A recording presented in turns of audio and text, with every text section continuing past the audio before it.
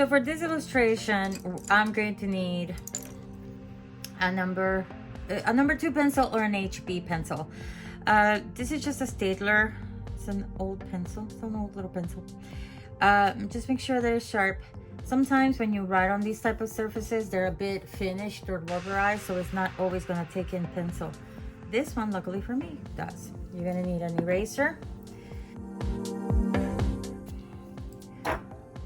You're also going to need angler brushes. Now, I have a 1/2 inch. I believe this might be this is a 1/2 inch. This is a 1/4 inch.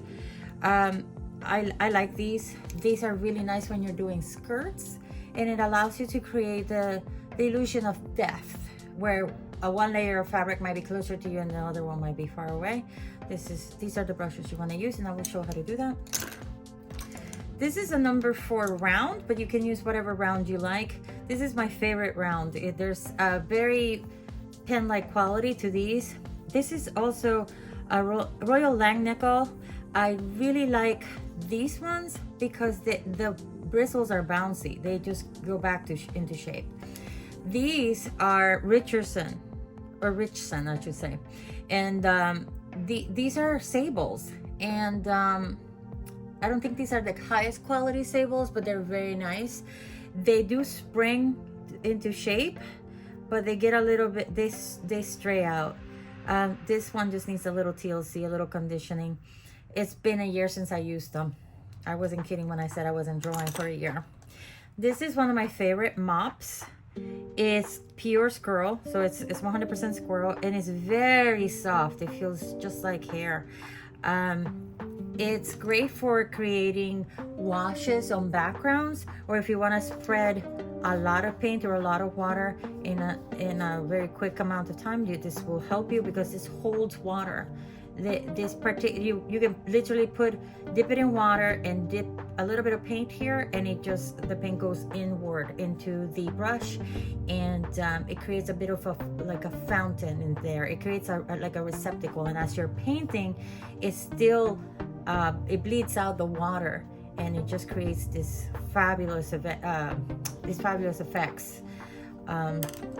For this particular one, I'm gonna use black, pale gold, and pale peach. Here we go. Let's get started. So I was in the mood for a Dior gown, and I kind of see her shoulders somewhere here. The neck is somewhere here. Head. For some reason, this feels like it's getting tugged in here in this area. So this is her head, and this is her neck again, and again shoulder. Here's her arm, and I made this line because this is gonna give me a good place to feel like where's the shoulders. This is the level of the shoulders. This is one shoulder, one shoulder. She is kind of tilted, and then she has her waistline here, and then she has an arm.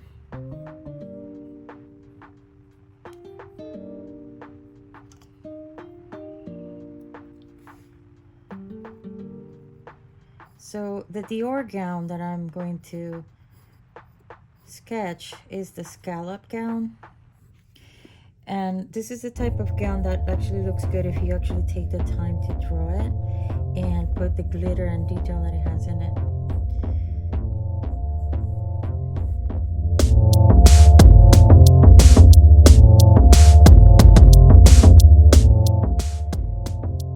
Also, I'm drawing it like this, but I didn't take into consideration that there would be a little bit of draping that would happen into her figure because of her slant. So you have here how the fabric is just gonna fall. Also, this is not gonna be that exact Dior gown because obviously I don't want to draw the exact one.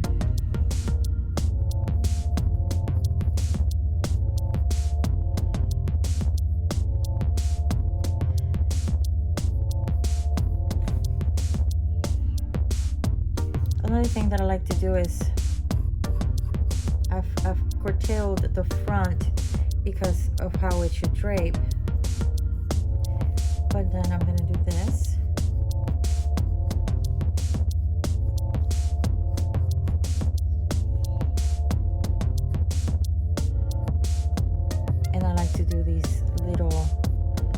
it looks like it's going into another layer, even though it probably doesn't look like that in real life, but this is how I like it, and that's how I'm gonna do it.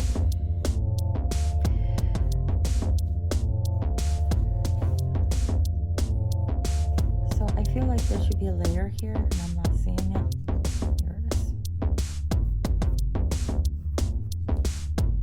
There's another layer.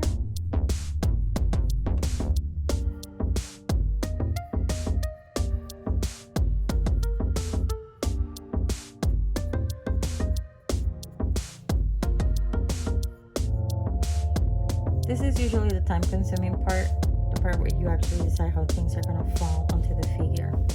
The other thing that you need to take in consideration is the facial features and whether if it's going to have any, if it's going to have any hair. And she definitely is going to have hair. I want her to have a high bun.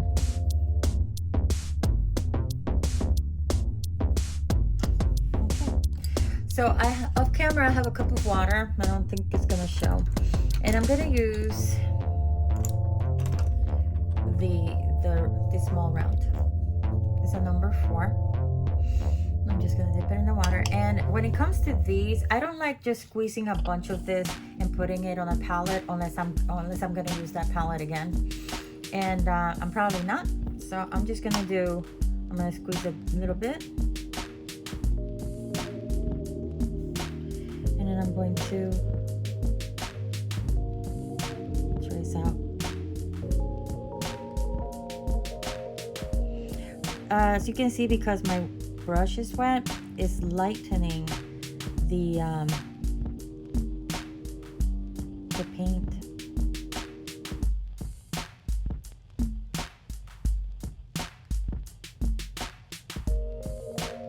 And I'm okay with that. It creates points of light.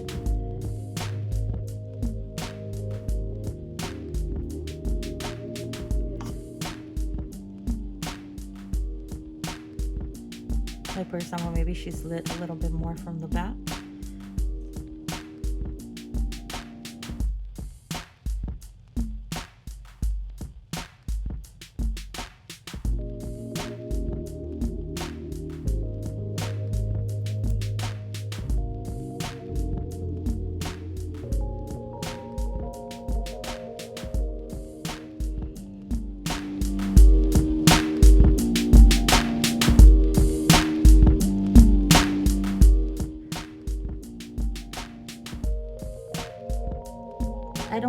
You don't have to make the layers very solid.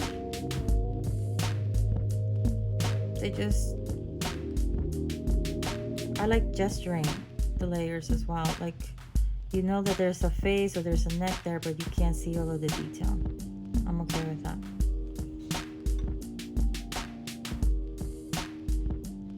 And this is as good as that's gonna get, so I'll wash it out.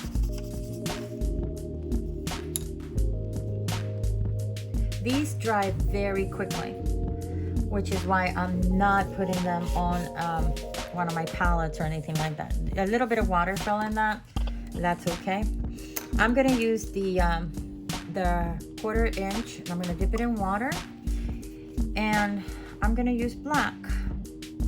And this is lamp black.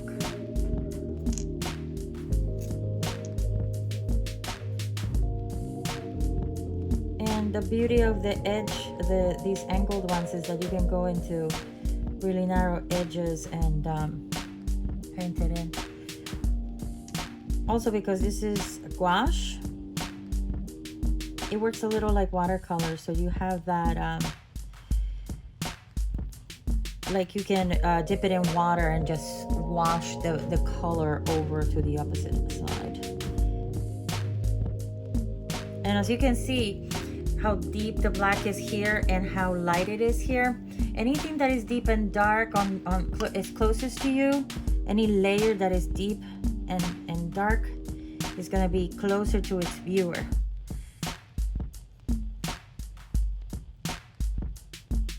And anything lighter is going to be further away. So it's a better idea to just create just a light wash of color first, and then put the detail later.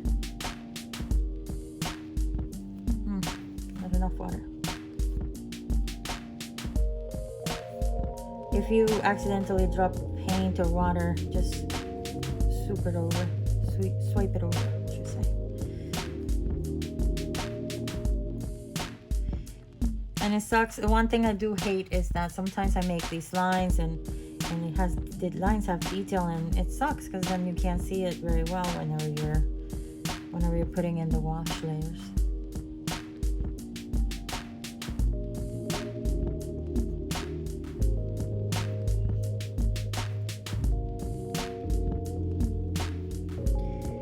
I don't like just putting wash layers and not putting in a little bit of detail, because I need to know where I'm gonna put detail.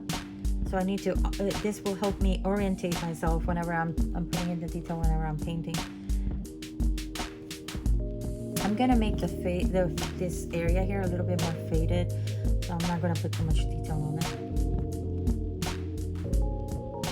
But definitely on this side is gonna have more detail and more color.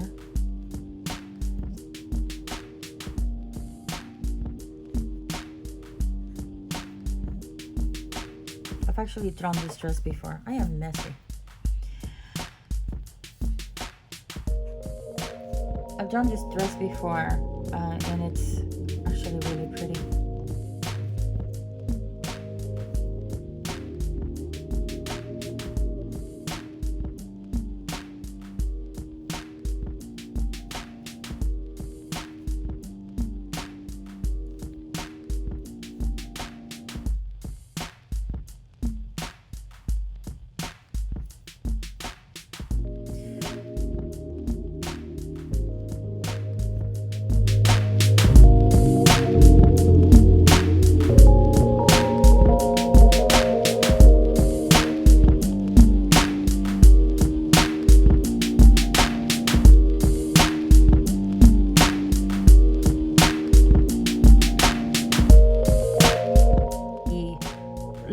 Of the dress are ruffled scallops, or ruffled in the shape of scallops, and that is actually really French and beautiful. So if you've never seen that dress, you might want to do a little research and educate yourself on that. Now, the reason why I'm painting in layers like this is a method called wash and glaze. Actually, what I'm doing right now is called glazing. Because what you do is you put water down to spread a color, and you control the intensity of that color with the layer of water.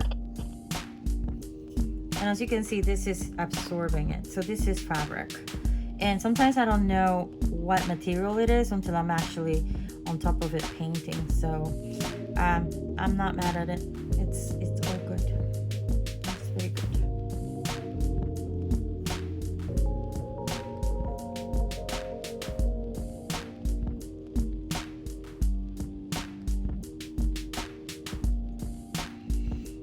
So now that we've done this layer, you're gonna see where this area should be fading and this area should be darker. So this is when you start putting in the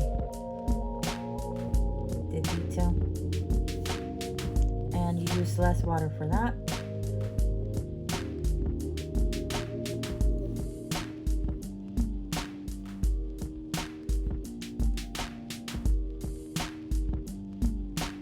And it with this brush, it just makes it so much easier, because what you do is you take your brush, you dip it in your paint, make sure that it's just nice and wet, and you go like this, and you're able to spread the paint a little bit more evenly.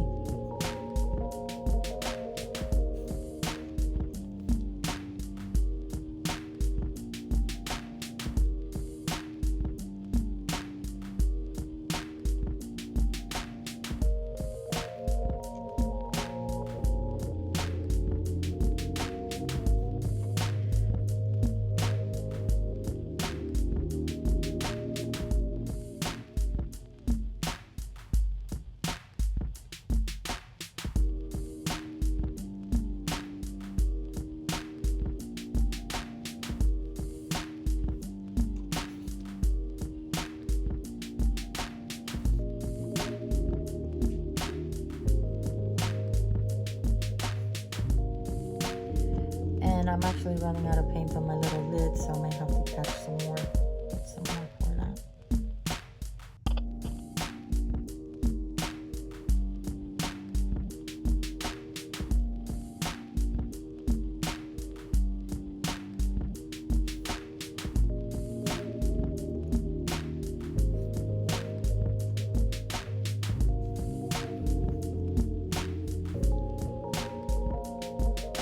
One thing I like about this is that you can use the pointed edge and it'll look a little like a pen.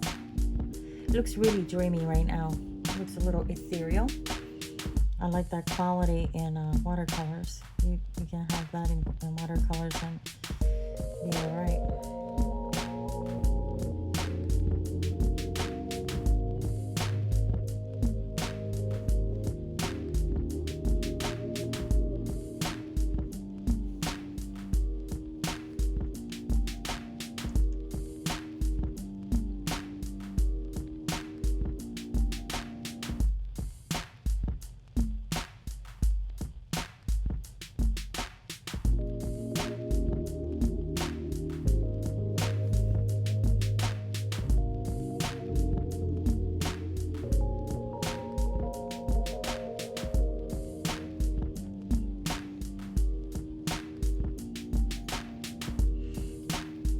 This is when the detail starts coming up.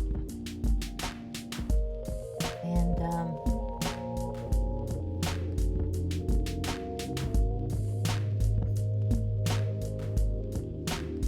you're gonna have to start like adding or moving layers around in order for them to fit the look and feel of the dress. And as you can see, there's a weird space here that you can. That's the beauty of this. You can play with this effect, and you can make it look like it belongs there. Like it doesn't matter what the spacing is like. That is what you're meant to do. And sometimes you start out with one look in your mind, and you think it's gonna look one way, and then once you're done, it looks a different way. Then I'm actually okay with that. So I'm gonna use the round brush again, the number 4. Get it wet and then dip it in paint and sketch in the hair. She's gonna be wearing earrings, and I'll put those in. Again, start with the wash layer, but do start from the edges and move yourself inward.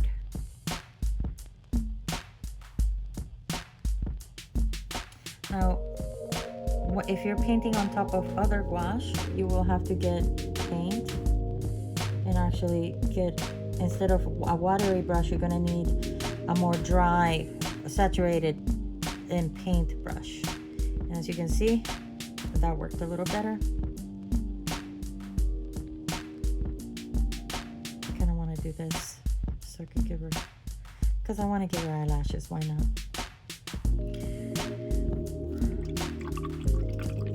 So like I said before, this dress actually has a layer of gold on the dress. So I'm gonna wait 2 seconds and then I'm gonna add it. All right, so it's not quite dry, but I wanted to show this. So this particular color is called Pale Gold, and it is a metallic. It is from the same company, Acrylic Gouache. And one thing I like about this is that it just creates this really nice effect. Once again, you have that option to create that beautiful watery look, but that's not what we're doing today. So you were just gonna dot the scallops in. Now, as you move away from the front, which is this is the part that is closest to you, this is gonna get a little bit more muffled and more smaller and more undefined.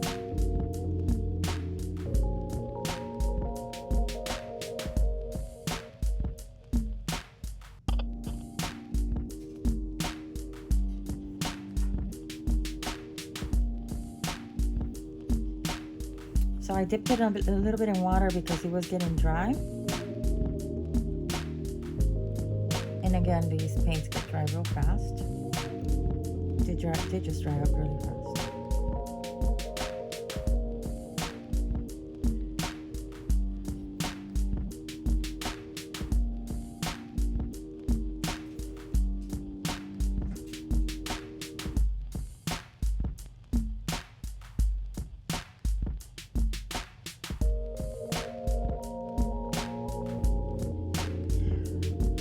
And I don't care if I make a mistake or not. That sort of thing, it just makes it look real to me. If it looks too perfect or too scallop or too symmetrical, it just looks like a robot made it, and I want it to look like a human made it, like it has nuances and things like that. So.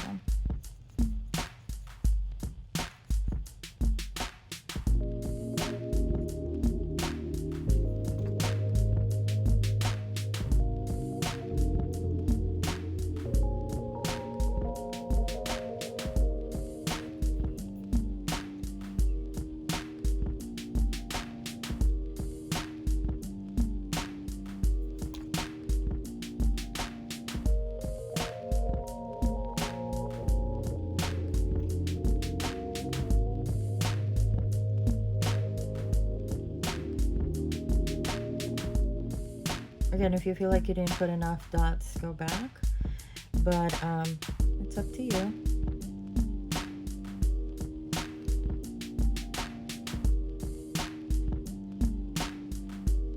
I believe that there's a couple of versions of this dress. There's one where it's black with gold scallops, and there's black with black scallops. Or black little glitter dots, I should say, because that's what it looks like to me.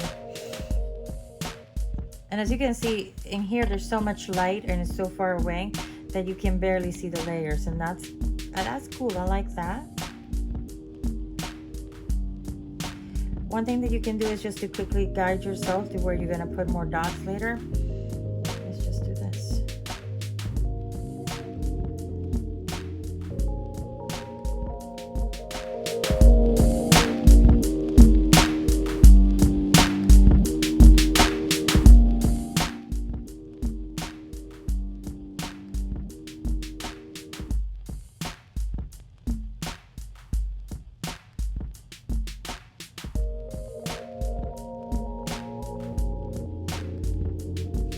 And then I'm just trying to really quickly mark where I'm going.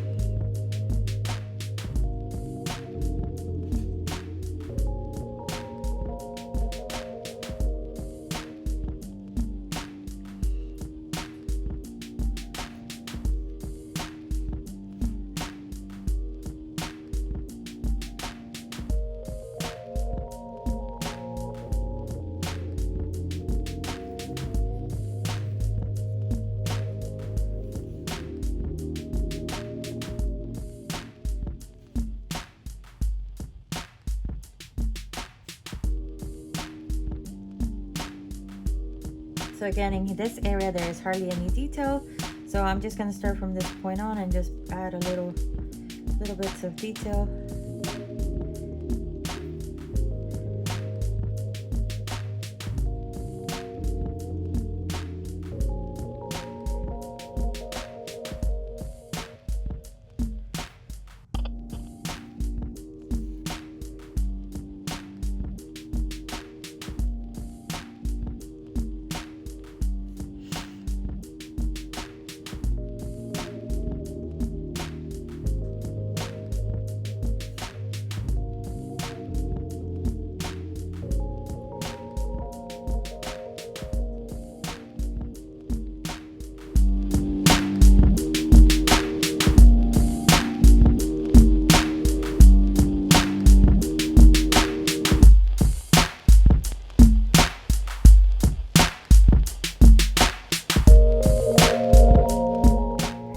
Took me about 25 minutes to paint and draw. So it's a really easy illustration. Now there is no shadowing, and I like a little shadow on the background, so I am going to use the black again, and I'm gonna get a really nice actually not this one but this one, get it saturated with water so it's nice and saturated, and then you dip it in the color.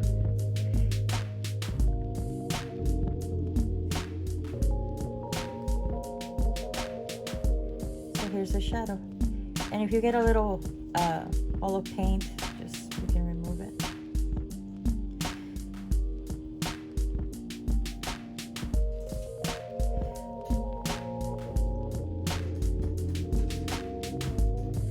I'm actually dipping it back into the paint and just trying to get a little bit of darkness so I could actually distinguish the dress from the shadow itself. And I just got a little bit on the tip and then go.